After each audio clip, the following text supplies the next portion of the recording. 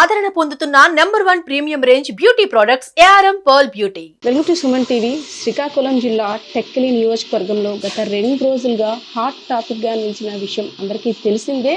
Vaikapa MLC అయినటువంటి దువ్వాడ శ్రీనివాసరావు గారు సతీమణి తనకి న్యాయం చేయాలని తన భర్త వేరే మహిళతో అక్రమ సంబంధం పెట్టుకున్నారని మీడియా ముందుకు వచ్చి తన వాయిస్ని కూడా వినిపించారు. అయితే తన భర్తతో తన రైట్స్ కోసం ఇప్పటికైతే పోరాడుతున్నారు, గత 2 రోజులుగా నిరీక్షిస్తున్నారు తన భర్త నుండి ఎటువంటి స్పందన వస్తుందని. సో ప్రస్తుతం ఆమె ముందున్నారు దువ్వాడ శ్రీను సతీమణి అనేటువంటి దువ్వాడ వాణి గారు. మేడం నమస్తే మేడం. మేడం, గత 2 రోజులుగా చాలా ఫైట్ చేస్తున్నారు. గతంలో అంటే 1 year బ్యాక్ కావచ్చు, 2 years బ్యాక్ కావచ్చు, పర్సనల్గా ఇంట్లో ఉండే ప్రాబ్లమ్స్ ఒక్కసారిగా రోడ్డున పడ్డాయనే చెప్పుకోవచ్చు. సో దీన్ని ఏ విధంగా చూడొచ్చు, అసలు ఏంటి అంటే మెయిన్ ప్రాబ్లం ఏంటి, దేని మీద వస్తుంది అంతా? ఈయన పొలిటికల్గా ఎవరితోనే పడదమ్మా, చాలా controversial person. With in party కూడా చాలా కాంట్రవర్షియల్. ఇప్పుడు కూడా సబ్జెక్ట్ తక్కువ, అగ్రెసివ్నెస్ ఎక్కువ. ఫ్యాక్ట్స్ని గ్రౌండ్ లెవెల్లో వాస్తవాలు ఏముంటాయో దాని మీద ఎంతోమంది ఎమ్మెల్యేలు అవుతున్నారు, చాలామంది. కానీ ఆయన ఇప్పటి వరకు 4-5 సార్లు పోటీ చేశాడు. కార్యకర్తలు సార్ మీరు ఇలా బిహేవ్ చేస్తాం మనం అవుతాం, అలా బిహేవ్ చేస్తూ అవుతాం అని అన్నీ ఇప్పుడు కార్యకర్తల మాటలకు విలువలు ఇచ్చేవారు కాదు. అట్లీస్ట్ ఫ్యామిలీ మాటలకు కూడా వాల్యూ ఇచ్చేవారు కాదు. ఇప్పుడు కూడా సక్సెస్ రేట్ అనేది ఆయన పొలిటికల్గా అయ్యేవారు. మోరోవర్ ఆయనది పొలిటికల్ బ్యాక్గ్రౌండ్ కాదు, ఆయనది నేటివ్ ఆఫ్ పలాస. ఆయన ఒక రైల్వే ఎంప్లాయీ ఫ్యామిలీ. మా father political, daddy 3 times 4 times ఎమ్మెల్యేగా కంటెస్ట్ చేశారు. నేను ఒక ఎమ్మెల్యేగా కంటెస్ట్ చేశాను. మా ఫాదర్ ఎంపీపీగా చేశారు, నేను జెడ్పీటీసీగా చేశాను. నా తర్వాత ఆయన జెడ్పీటీసీగా పొలిటికల్గా వచ్చారు. ఆ రోజు రాజశేఖర రెడ్డి గారు కూడా మా ఫ్యామిలీకి హైలైట్ చేసి అవకాశాలు ఇచ్చారు. మేము ముందుకు వెళ్తున్నాం. ఆయన 2001లో నేను జెడ్పీటీసీ అయ్యాను, అపోజిషన్లో బాగా టీడీపీ వేవ్లో నేను అయ్యాను. 2004లో రాజశేఖర రెడ్డి గారు హరిశ్చంద్రవరంకి ఇచ్చారు, అప్పుడు కూడా నేను ఓడిపోయాను. మళ్ళీ 2006లో నాకు ఈయన అన్నారు నేను జెడ్పీటీసీగా చేస్తానంటే, నాకు అప్పుడు పిల్లలు చిన్నోళ్ళు, ఎవరో ఒకళ్ళు కేరింగ్ ఉండాలి, సరే నువ్వు చేసుకో, నాకు పిల్లలు నేను చూసుకోవాలి, వాళ్ళ ఎడ్యుకేషన్ అంతా అని చెప్పేసి నేను ఆయనకు సపోర్ట్ చేస్తూ వచ్చాను. ఆయన 2006 నాకు తెలిసి అయిన 6-7 monthsలోనే with in party leaders Dharmana Prasada Rao గారితో, సత్యవతితోని, అలానే అప్పయ్య గారితో అందరితో కాంట్రవర్సీ అయ్యారు. అది పేపర్ పరంగా రాజశేఖర రెడ్డి గారు మందలించడం, అలాగే అగ్రెసివ్గా ఉంటే మనం పొలిటికల్గా సక్సెస్ అవ్వమని చెప్పడం, నాకు కూడా చెప్పడం, అమ్మ మనం ఇలాగుండాలి అలాగుండాలి, తల్లి నేను చెప్పింది ఈ రకంగా మీరు బిహేవ్ చేయండి, మాకు ఒక పిల్లల్లాగా పొలిటికల్గా సక్సెస్ ఎలా కావాలని గైడ్లైన్స్ ఇచ్చేవారు. అట్లా 2006 అమ్మ ఆయన పొలిటికల్గా ఎంటర్ అయిన డౌన్ఫాల్, మాకు కెరియర్ డౌన్ఫాల్. ఎప్పుడు మేము ఓడిని ఇక్కడ మాకు డౌన్ఫాల్ అనేది లేదు. ఒక క్యాడరు, ఒక సిస్టమ్, ఒక ఫార్మేషన్. మా డాడీ నుండి ఈవెన్ మా గ్రాండ్ ఫాదర్ కూడా ఎమ్మెల్యేగా కంటెస్ట్ చేయారు. ఒక సిస్టమేటిక్గా మేము ఉండే ఫ్యామిలీ ఇక్కడ మా ఫాదర్నేమో ఆయన ఏదో దువ్వాడ శ్రీనివాస్ అని వ్యక్తిగతంగా మమ్మల్ని డామినేట్ చేస్తూ ఏదో హైలైట్ అవ్వాలని అనవసరం సబ్జెక్టులని కాంట్రవర్సీలు చేసేసి ఇది కరెక్ట్ కాదని బయట వాళ్ళు చెప్పిన వెనుకన్నా ఆయన రాజకీయ జీవితంగా ఒక నామినేటెడ్ పదవి కోసం ఫైట్ చేసుకున్నట్టే తప్ప గ్రౌండ్ లెవెల్లో పబ్లిక్ కోసం సర్వీస్ కానీ పబ్లిక్గా ఒక ఎమ్మెల్యే టికెట్ పరంగా నేను సక్సెస్ అవ్వాలన్న ఆలోచన లేకపోవడం, అది మాకు ఫైనాన్షియల్గా ఎఫెక్ట్ అవుతుండేది, పొలిటికల్గా ఎఫెక్ట్ అవుతుండేది. మేము చాలా ప్రాబ్లమ్స్ ఫేస్ చేస్తాం. ఈ కోణంలో 2019లో జగన్మోహన్ రెడ్డి గారు ఆయనకి ఎంపీగా ఇచ్చారు. వాళ్ళ బ్రదర్స్ వల్లే అందరికీ తెలిసిన జగమెరిగిన సత్యం. అప్పలరాజు గారికి 15-20 వేల మెజార్టీ వస్తే అక్కడ అప్పలరాజు మెజార్టీ దాటిపోతూ రామ్మోహన్ నాయుడికి 21,000 మెజార్టీ.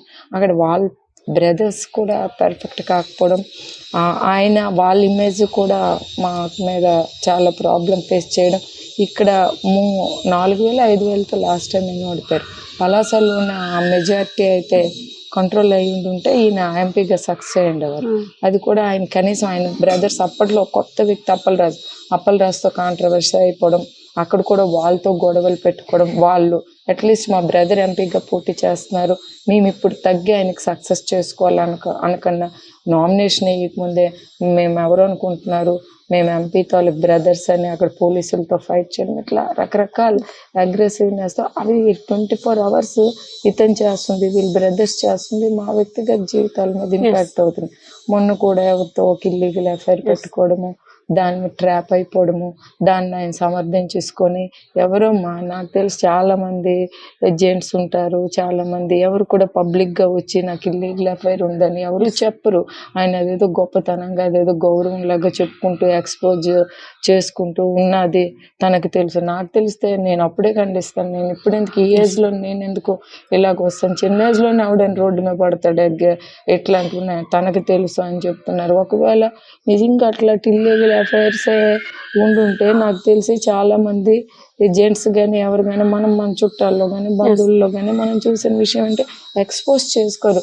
ఎవరైనా అలాగంటే నాకేం లేదు అట్లాంటిది ఏం లేదు అని ఖండిస్తారు, కానీ నాకు ఒక ఎఫ్ఐఆర్ ఉంది అదొక రకమైన దీనిలాగా చెప్పుకోవడం అనేది మాకు చాలా షేమ్ గా మేము ఫీల్ అయ్యాము. యాక్చువల్లీ అంటే మాకు తెలిసిన సమాచారం మేరకు both of you love couples, love marriage చేసుకున్నారు.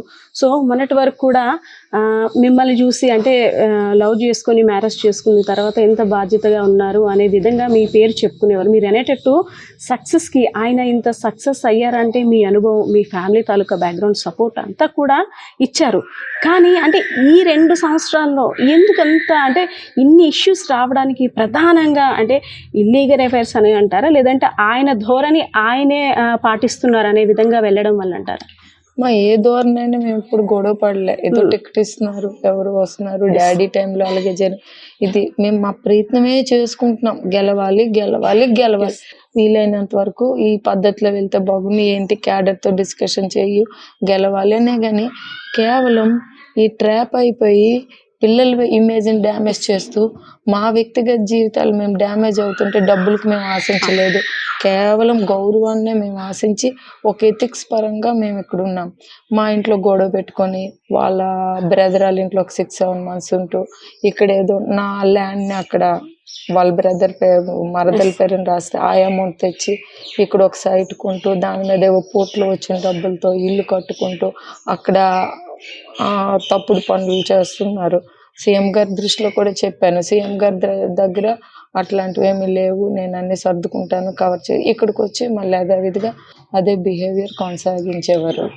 సార్ అంటే మీరు ఎవరి మీద అయితే ఆరోపిస్తున్నారో ఇల్లీగల్ కాంటాక్ట్ ఉందని ఆమె మీడియా ముందుకు వచ్చి ఓపెన్ అయ్యారనమాట.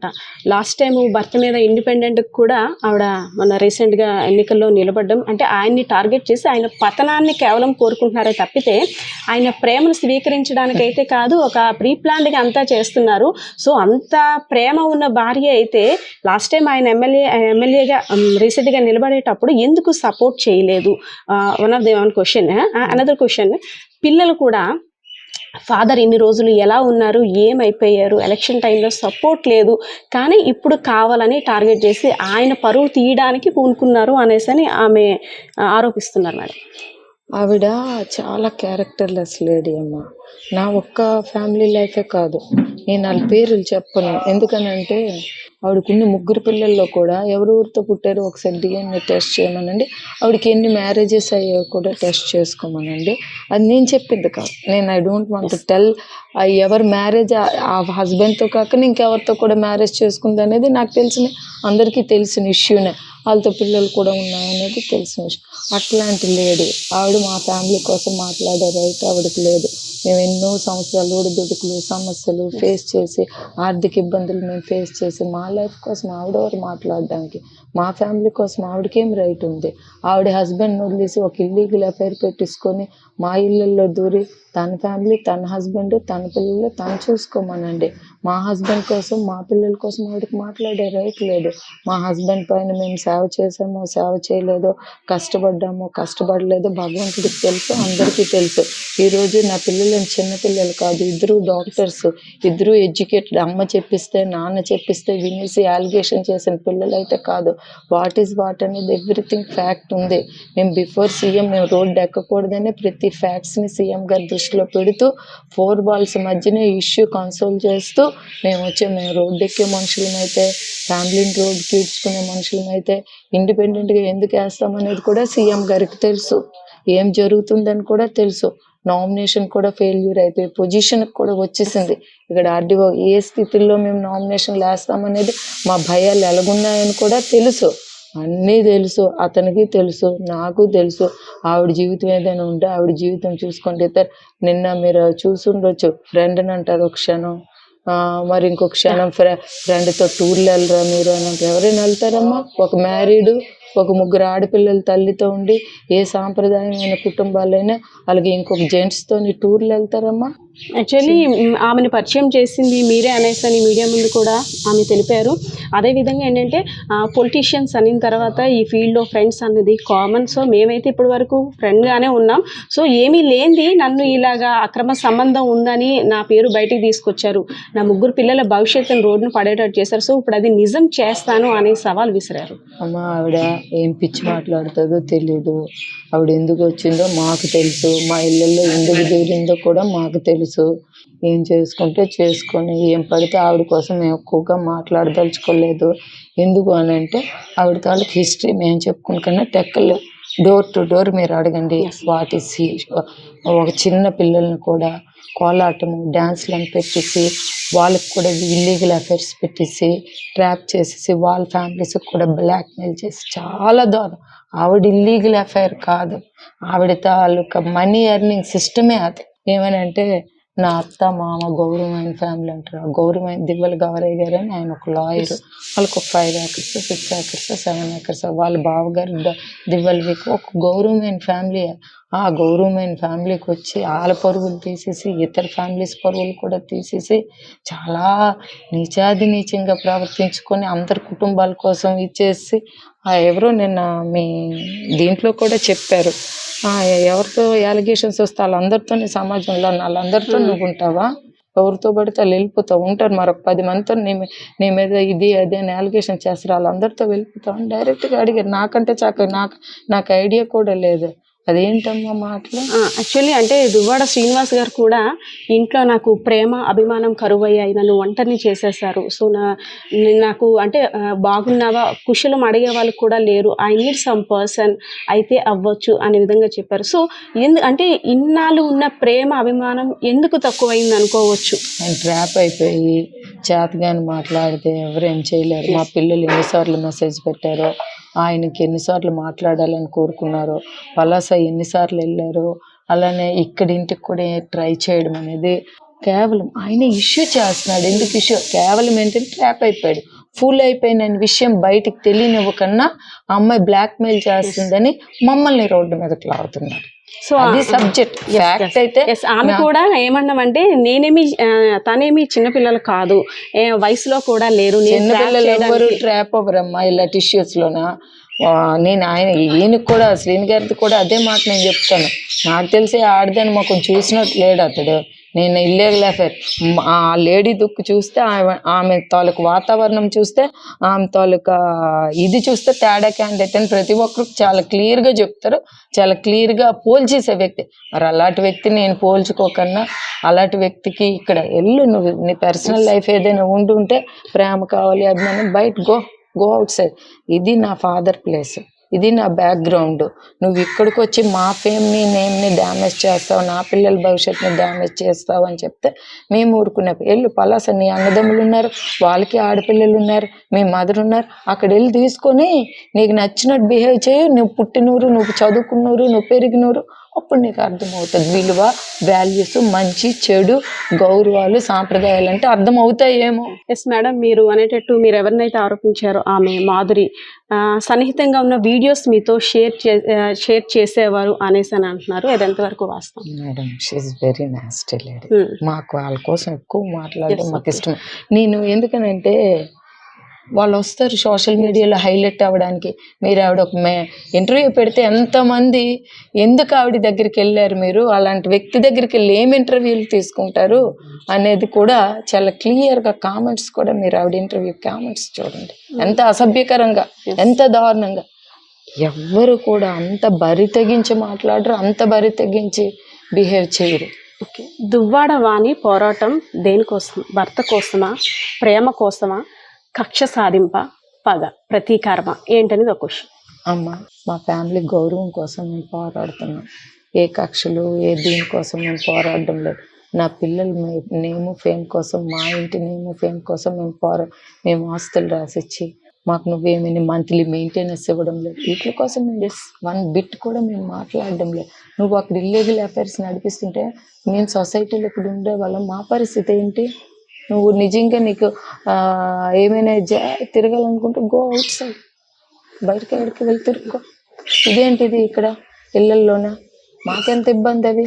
ఆడపిల్లల పేరెంట్స్గా అవి ఎవరు యాక్సెప్ట్ చేస్తారు? ఎవరు యాక్సెప్ట్ చేయరు. ఇంకొక పాప మ్యారేజ్కి ఉంది, ఒక పాప రీసెంట్గా మ్యారేజ్ అయ్యింది. తను ఒక అత్తమామల దగ్గర గౌరవం ఉండాలి. ఇంకొక పాపకి రేపు మంచి మ్యాచెస్ రావాలి. మేము బ్రతకొద్దా? ఎస్, లాస్ట్ అంటే నిన్న రాత్రి కూడా మీరు వెళ్ళి మీ పోరాటాన్ని మీరు చేశారు, మీ భర్తతో మాట్లాడేందుకు కావచ్చు, దేనికైనా. సో నిన్న వచ్చిన రెస్పాన్స్ ఏ విధంగా ఉంది? అమ్మ, మొన్న కూడా మా పాపలు నైట్ 12-1 వరకు వెళ్ళి ఉన్నారు. ఈరోజు కూడా రాత్రి కూడా మా చిన్న పాప వెళ్ళిపోయింది, కాలేజ్ ఉందని. నేను మా పెద్ద పాపకు పట్టుకొని వెళ్ళవలసిన పొజిషన్ వచ్చింది.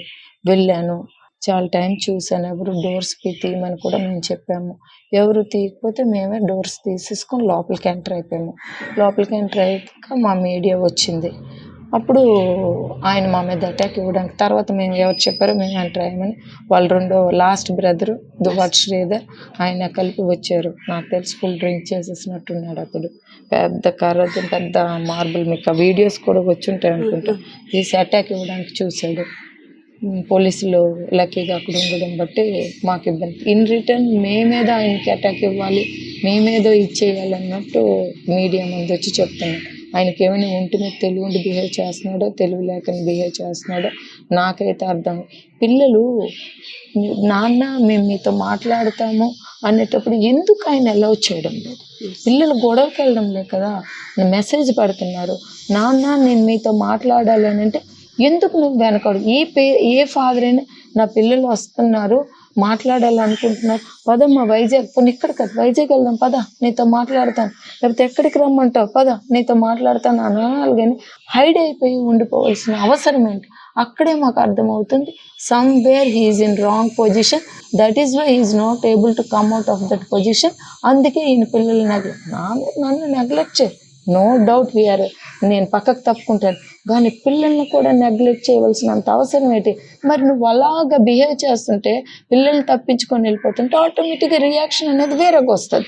మంచిగా వాళ్ళు మెసేజ్లు పెడుతున్నారు, మంచిగా వాళ్ళు రిక్వెస్ట్లు చేస్తారు, ఎందుకు నువ్వు స్పందించడం? ఓకే, చట్టపరంగా ఏదైనా ముందుకు వెళ్ళాలి కానీ ఒక మహిళ మీద ఆరోపణలు చేయడం ఎంతవరకు కరెక్ట్ అని కొంతమంది మహిళా సంఘాలు అయితే మేమేది ఆరోపణలు అనేది అందరికీ తెలుసు, ఆరోపణలు కావు.